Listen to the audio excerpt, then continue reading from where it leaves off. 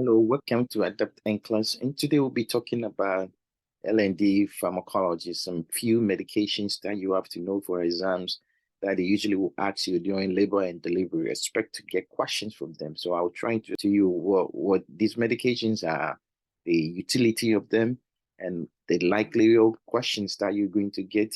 And we would learn how to read rhythm strips. So the first medication we're going to talk about is magnesium.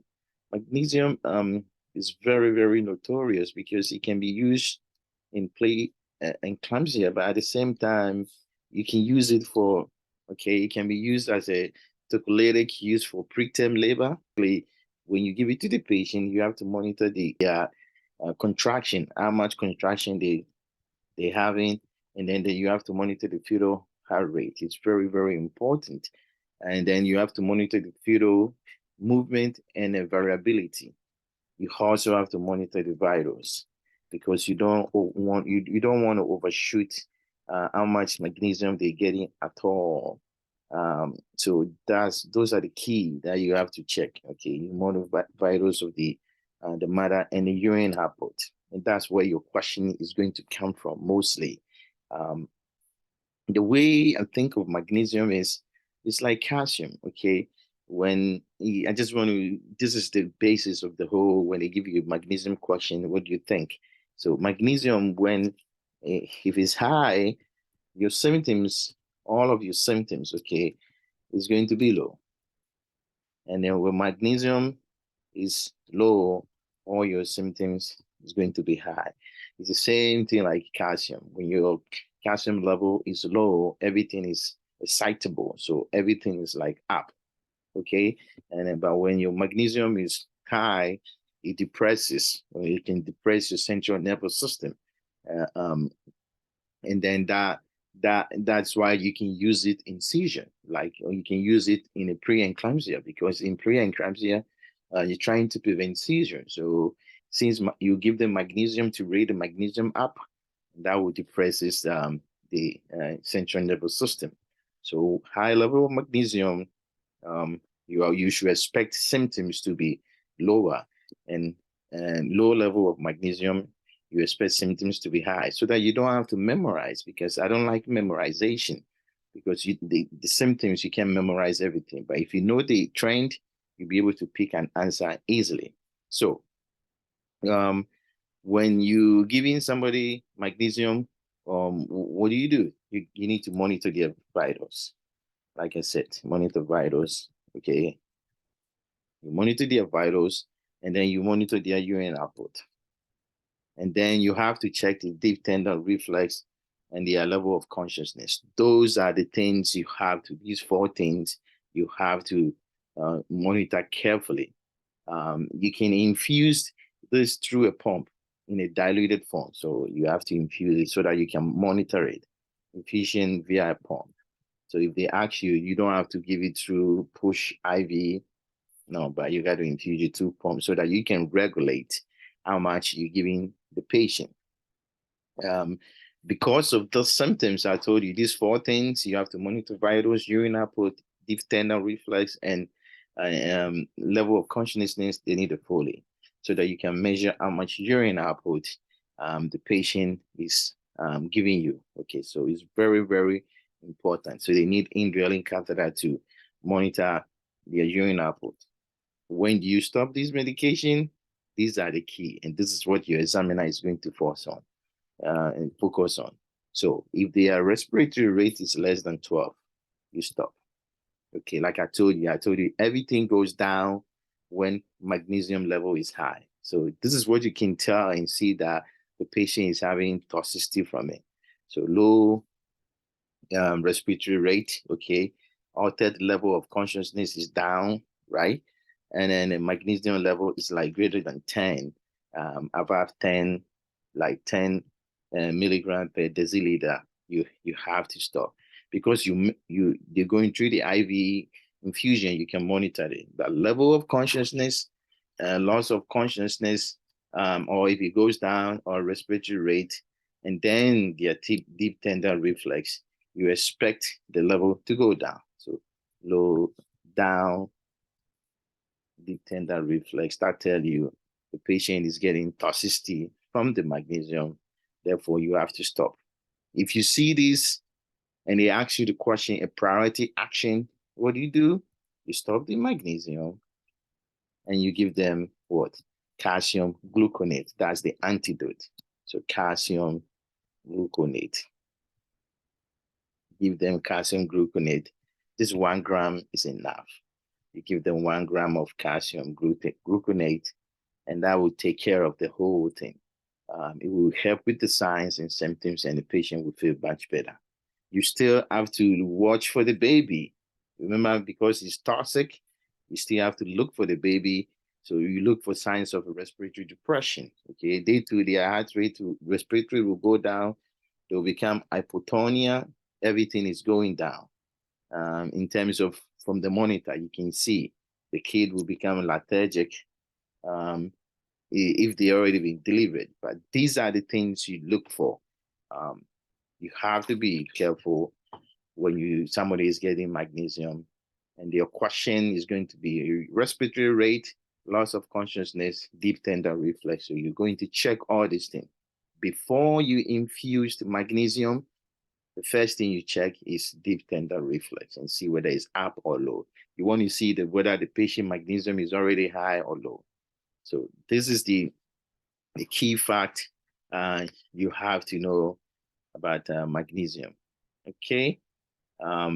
There's one thing, I don't know if they will give it to you guys, but if somebody has myasthenia gravis, you shouldn't give it to them. Okay. Don't give magnesium to them at all. So myasthenia gravis, you shouldn't give it to them. But I think that's too much for your test. I think the main thing, they want you to know what kind of symptoms, signs and symptoms, and what do you monitor when the patient is on, and what do you do? They need a Foley infusion pump, and what do you do when they have some signs of toxicity? That means check your respiratory rate, loss of consciousness, and then you can stop the medication and you look for those signs. Okay, so when you titrating, there may be a question they ask you, what do you look for when you titrating? You're looking for urine output, you're looking for deep tender reflex, you're looking for respiratory rate. It's the same thing. They will change the question. I'm checking if the deep tender reflex is not decreased, then I can still continue to increase up the dose. Okay. So that's magnesium right there. Very important medication. Okay. We already talking about the calcium gluconate. It's part of the whole package for labor and delivery. So just know that it's an antidote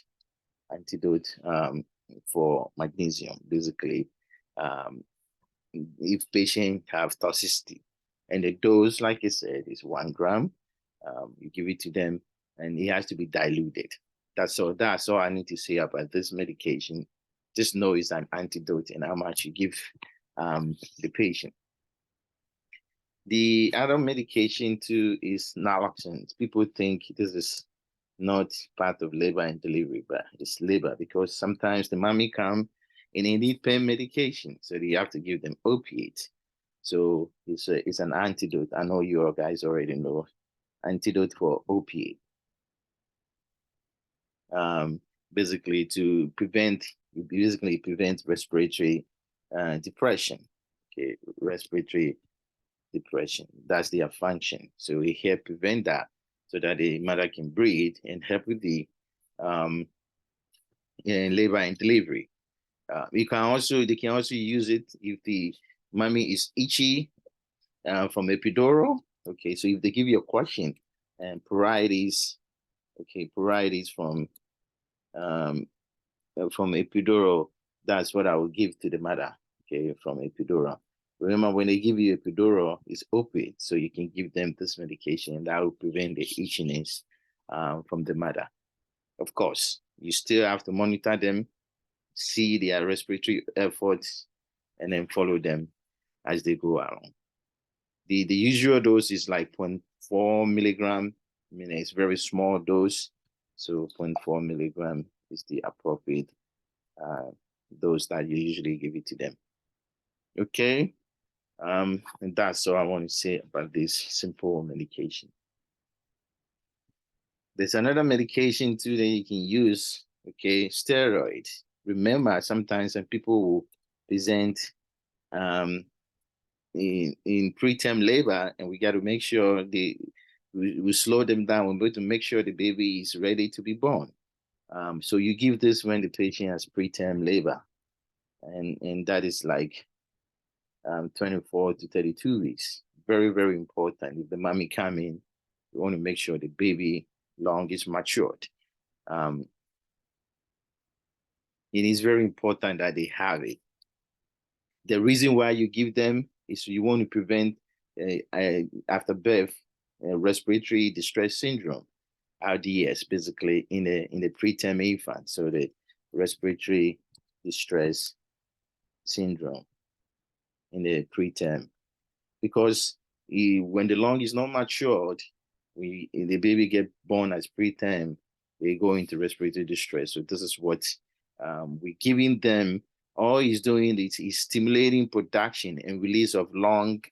You have to know this. He's stimulating. This is the main function: stimulate the lung surfactant, okay, so that the lung can develop. In the preterm, we are causing the surfactant to develop, to be stimulated quickly, so that the kid lung can develop. And it's very important medication. So when a mommy comes in, you have to know how many weeks they are, and then you just based on the age of the baby, you can give it to them so that they can stimulate their lung. Okay, you know what it is. I'm not going to go into too much. It just occurred to me. This is the steroid. Okay, so if they give you a question, they ask you, what do you monitor? Well, I'm going to monitor for blood glucose in the mother. That's all, right? You're going to increase your glucose. All the side effects you know about steroid in endocrine, don't leave it in endocrine. You bring it to maternal and connect them together. I'm giving you steroids. Therefore, you'll be hypoglycemic. You know, all the signs and symptoms that you expect that a steroid, there will be risks of infection if they put it there, but this usually doesn't happen that quickly. The most important is their glucose level will go up. Okay, they can get fluid overloaded, you know, because of fluid retention. It's the same thing. So you have to listen to the alarm to make sure they're doing okay, they're not getting fluid overloaded. So those are the things. They can turn this into another endocrine, and don't worry, just stay with the program, and then use whatever you know about and continue with that. Okay. So those are the medication. And then this medication, this NSAID, Indomethacin, is very also important. It's an NSAID, right? It can be used as a tocolytic for preterm labor. It's very, very important medications. Basically, when you give it to the mother, you got to monitor contraction, monitor their vitals. It can mask fever too, because it's an NSAID. If mommy is febrile fever, you can mask it. You don't know that there's infection because it's an NSAID. Okay. You have to know it's an NSAID, so GI, they have to take it with food, okay, to decrease the effect. And then you can, the key thing I want you to know is that because it's a prostaglandin, okay, prostaglandin, inhibit prostaglandin formation. What keep the PDA, there's something we call ductus arteriosus. So what keep the ductus arteriosus open is the prostaglandins. So let me show you, I will explain it to you. So when you are inside the in utero, and if this is the pulmonary system and this is the arterial system, there's a connection here that divert blood from the lung to the circulatory system and go out. This is what we call ductus arteriosus. Okay, the ductus arteriosus is basically because the lung is not matured, it divert blood from the lung and go into the circulatory, and the baby get oxygenated blood from the mother. And this is by the prostaglandins. Okay, as soon as the baby is born and take deep breath, that channel closes, and then these ductus arteriosus get obliterated. If it doesn't, it will become what we call PDA, right? If you give somebody NSAIDs, it block prostaglandin, so you can cause a premature closure of the ductus arteriosus. This is the reason why pregnant lady in the 3rd trimester, they cannot take NSAID. If they take NSAID, basically they cause premature closure of the ductus arteriosus, and that is going to be a problem for the patient. If the ductus arteriosus doesn't close after birth, you give them Indomethacin, and that will help with closure. Toxin is what they like to give it to you, so you got to know something about it. We already know it causes contraction, right? And induced labor.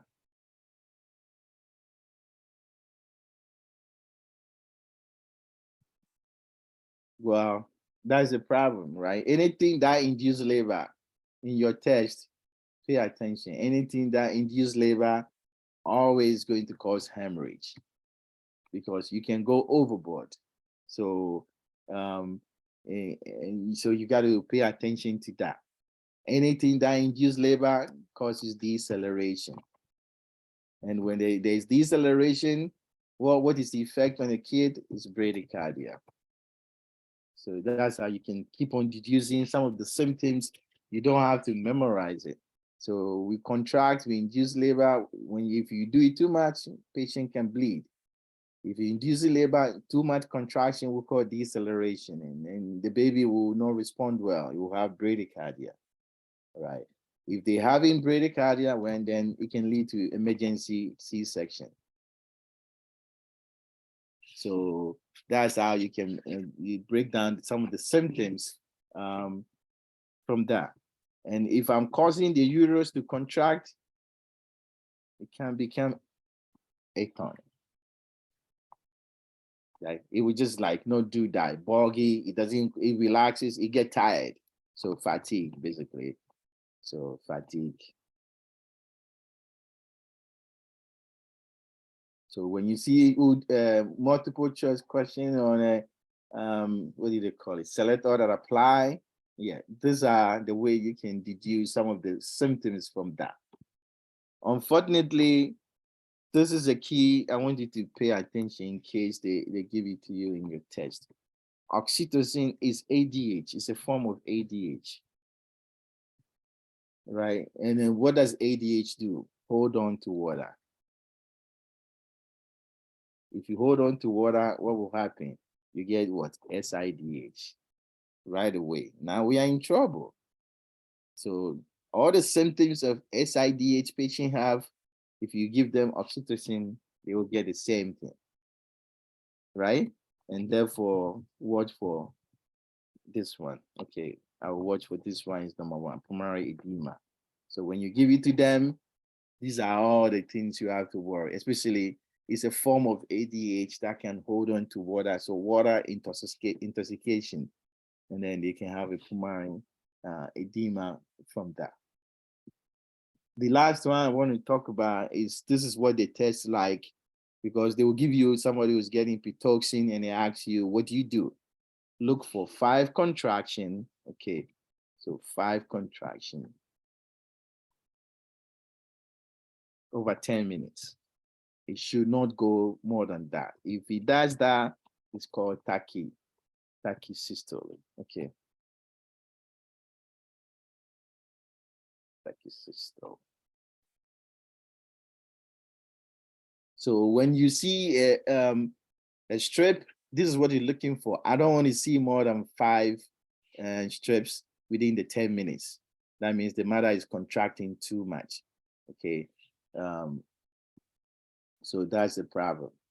So that's you don't want that. So these are, I think this is enough on that medication. And so when they give you a select or apply, you should be able to like deduce all the symptoms from that. The other one is Misoprostol. That's Cytotec. It's the same thing. This is very important medication. It's very, very important. It's a prostaglandins, right? Remember, I told you prostaglandins is what keep the PDA open. Ductus arteriosus. So if you take it late, it will cause a premature closure. But it's a prostaglandins basically. That's how we usually write it. So this is ripe the cervix. It's the same thing. You ripe the cervix so that it will be ready for effacement to improve with that. You can soften it too. Okay. It can be taken orally and or vaginally. You give it to them if they cannot take it by mouth. You give it to them vaginally. You can also be given rectally too. And the whole idea we're giving them is to stimulate contraction. Okay, it is the same thing like oxytocin. But the problem is you cannot give these two medications together. If somebody is on Pitocin, he can get Cytotec. If he gets Cytotec, he can get that. The same thing, we should be looking for contraction. We don't want to see any tachysystole, more than 5 contractions in 10 minutes. That is a problem. Okay. And the common side effect is some nausea, vomit, cramping. These are all not important.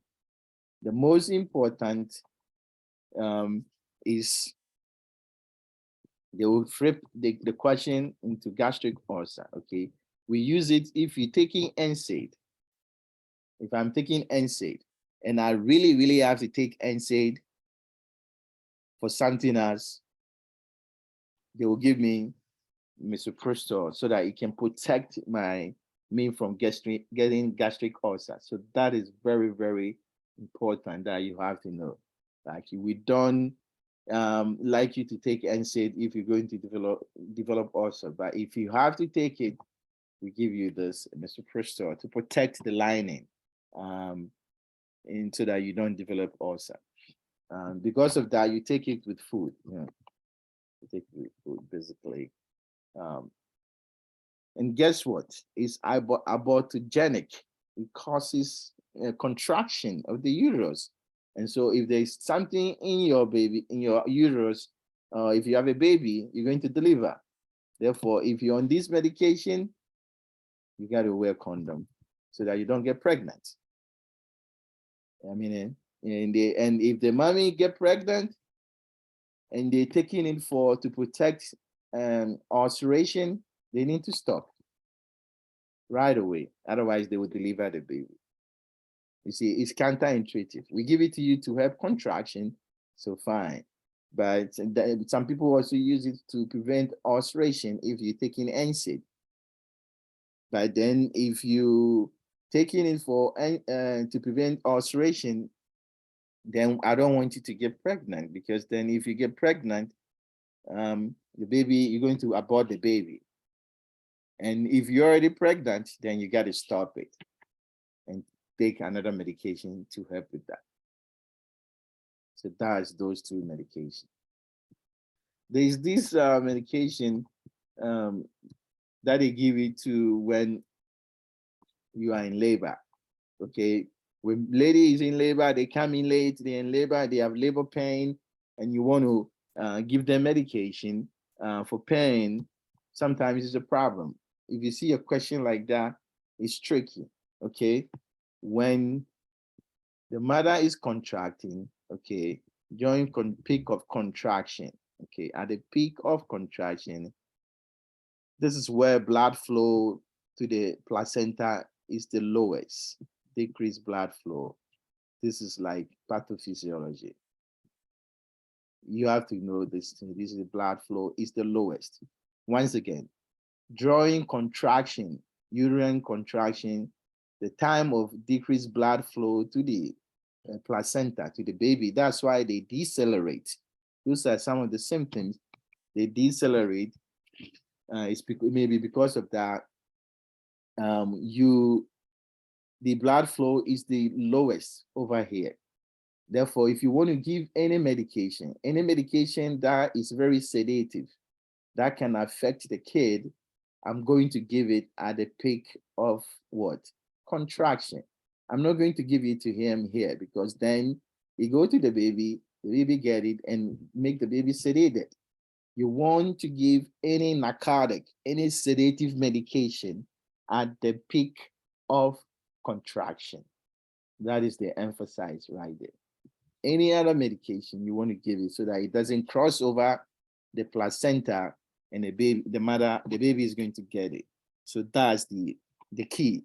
And you want to give it so that it can last longer, and it give the baby time to recover before delivery, because it causes respiratory depression. This medication especially is a form of narcotic that you can give it to the mother, but it can cause respiratory depression in the kid, and therefore give it to them at the peak of contraction. Okay. And the last medication, I think you have to know. Let me see. It's Metal. I know you have heard it before. Very, very good medication. It also helps with contraction. But how does it do that? It's a constriction. It's a vasoconstrictor. It's a really, really strong vasoconstrictor. It constricts the vessel. What do you think? If I'm constricting the vessel, and they use it for postpartum hemorrhage. So if you're bleeding, okay, postpartum, you bleeding, and they want to stop the bleed, they can give you this, and this will constrict the vessel so that blood doesn't flow anymore. Anything that constricts your vessel is going to increase your blood pressure, hypertension, right? And therefore, if the patient already have hypertension, negative, no, don't give it to them. So that's what the question is going to be most likely, because it's dangerous. It's one of those medications that has caused complications. So your examiner will test you, so you know that, or something you have to question the doctor. Hey, this lady has hypertension. We cannot give them Methergine, okay? It's very, very important. Otherwise, it will cause stroke, and then they will have seizures. If the blood pressure is high, you get stroke and seizures. So you have to prevent that. Okay, so the last medication, probably you've seen it in asthma before. It's the same thing. It's a medication that asthma patients can take it. Terbutaline is the same thing. It does the same thing like in asthma patient, and we can use it for preterm labor to stop contraction. Okay, this one is preterm labor. There's a few facts about it. It suppresses contraction, basically. So, and if I give you a question, and then a lady who is on oxytocin, let's see, okay, and is getting about 6 contractions in 10 minutes, and I ask you, what will you do? You can stop it, you can do everything, but if that's not my answer choice, you can give them that. This will stop the contraction, to slow down the contraction. So the idea is, if I want to slow down contraction, I have medications that will help me do that. So let's do some few questions from what we've learned. And so this is the question.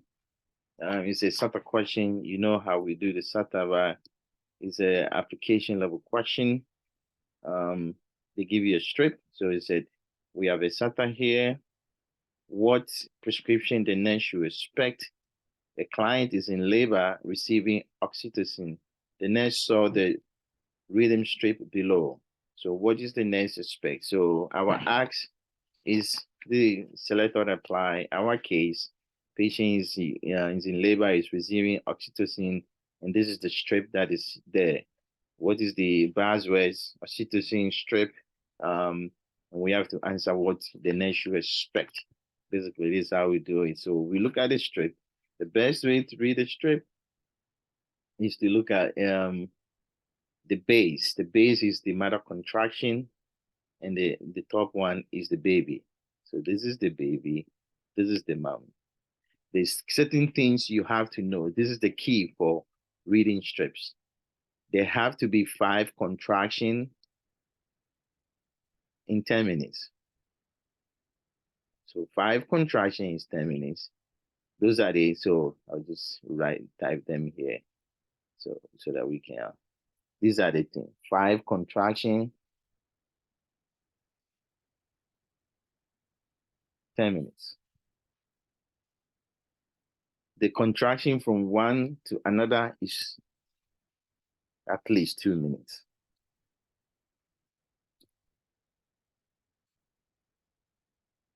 The duration of one contraction should be less than 90 seconds. Okay, there's another thing too you have to know. The intensity, that means from here, this amplitude, okay, shouldn't go more than 80. So it should be less than 80. And then the last one is the resting tone. That's the tone of the muscle that is contracting, should not go more than 20. So the resting tone should be less than 20. Average is like 10. So those are the things you have to memorize. Sorry, guys. These are the things you have to know by. Then you look at the strip from here to here. You can see a thick line here like that. Thick line. Let me show you a thick line. This is the thick line from here to one thick line. In between them, there's small lines, which are 10 seconds apart, 10, 20, 30, 40. So from one end to here is 1 minute.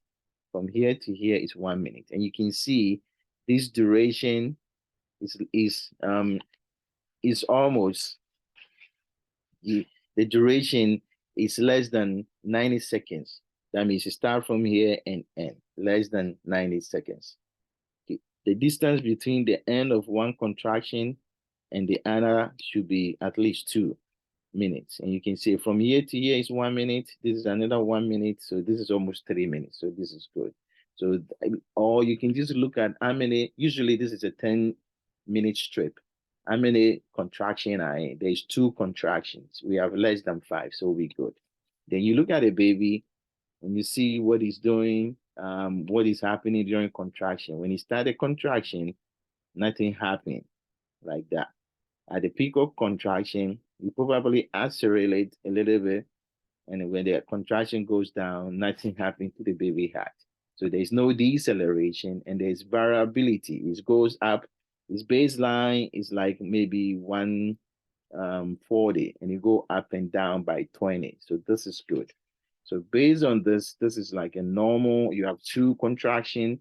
They more than 2 minutes apart from each other, less than 90 seconds. The amplitude is not that bad, and the baby is not suffering. So this is a normal rhythm.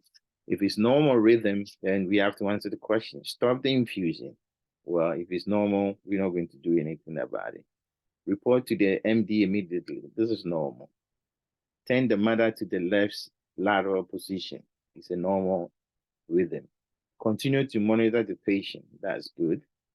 Change to Misoprostol. Where the patient is receiving oxytocin, you can't give them another medication that will cause this contraction. That may increase the contraction that will cause tachycystole. Therefore, we can do this. So the answer is number 4.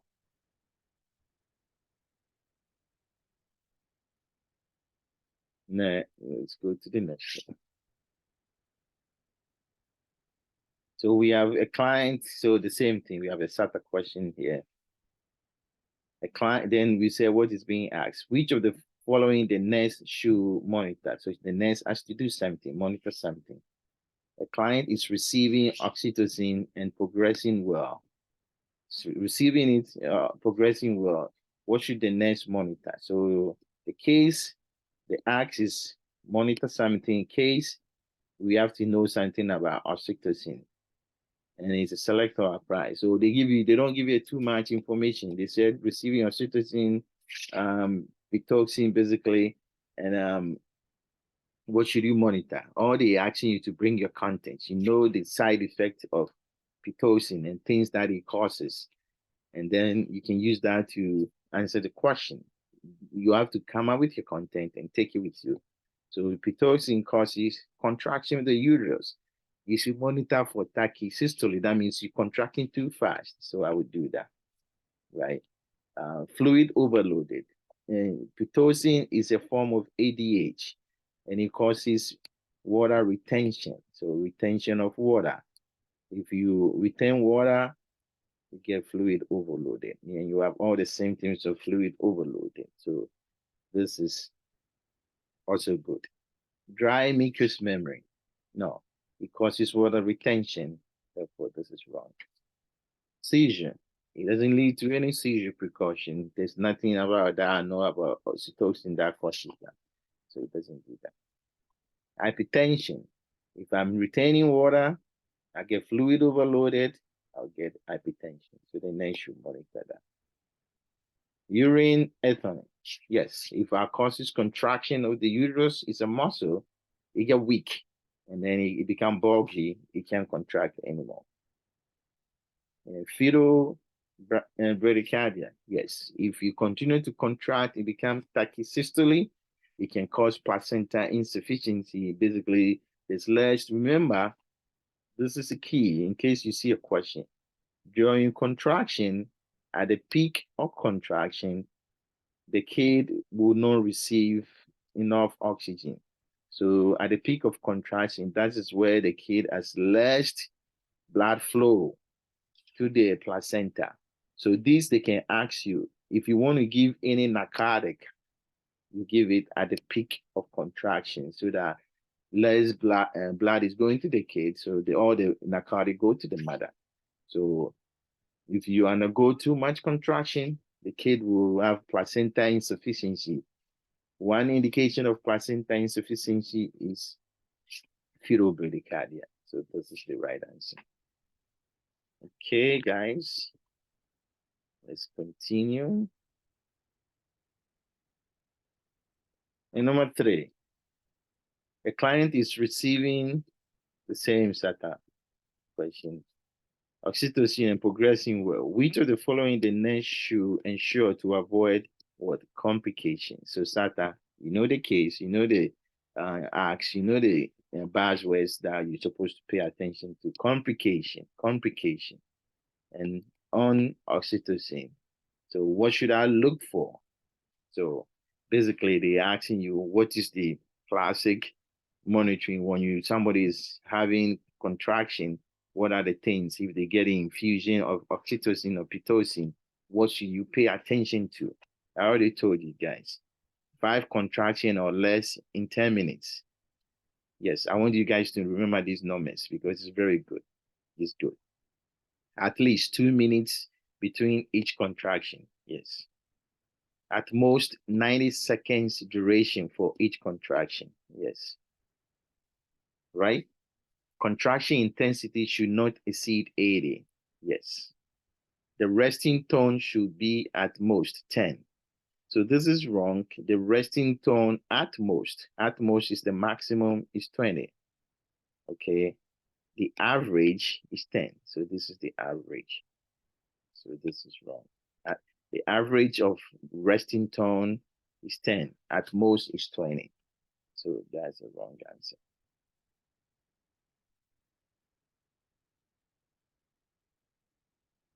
And number 4, you have not a sort of question, but straightforward question. Which of the following prescription the nurse should anticipate?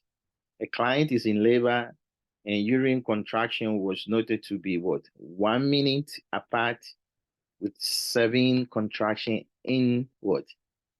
10 minutes. So you got to draw it. Okay. So the contraction, one contraction go from here to here, and then from next one is 1 minute. So you have like a bunch of them in what? In 10 minutes.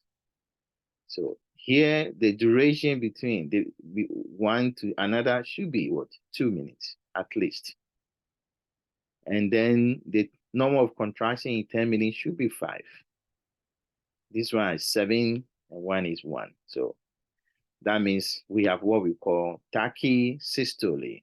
So this application, it means the uterus is contracting too fast. What do? You're contracting too fast. Do you speed it up or you slow it down? I slow it down. Oxytocin will speed it up, negative. Butorphanol is a pain medication that you can give it to the mother. This is the choice that if you have to give them any narcotics, this is your choice. It's better for the baby too. So this is negative. Terbutaline, yes, this slow down. If you want to slow down things, this one, terbutaline. Misoprostol contract. So we choose this one.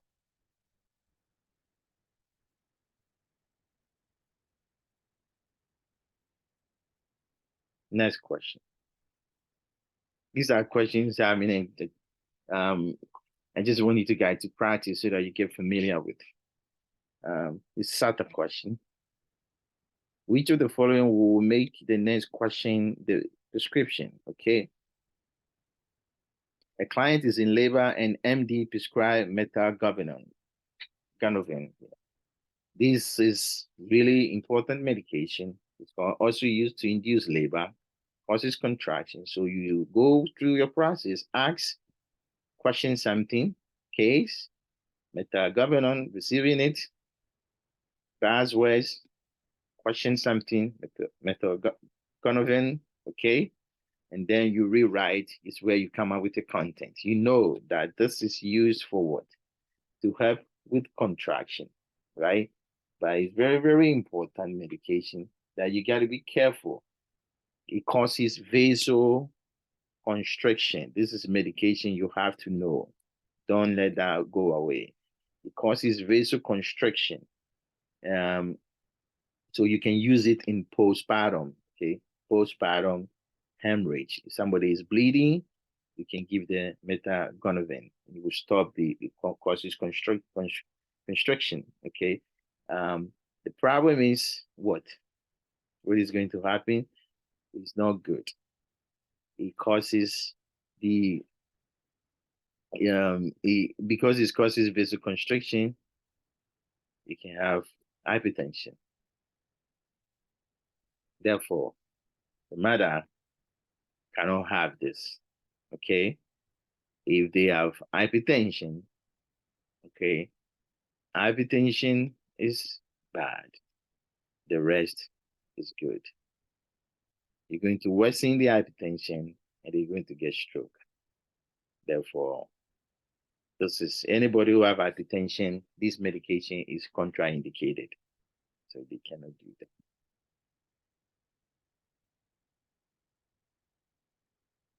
Number 6 is a startup question.